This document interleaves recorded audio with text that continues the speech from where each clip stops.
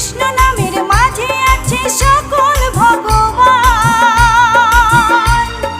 কৃষ্ণ হলেন এই জগতের সর্বশক্তিমান। হরেক দেশে হরেক রূপে রাধা কৃষ্ণ একই সাথে। হরেক দেশে হরেক রূপে রাধা কৃষ্ণ একই সাথে। হরে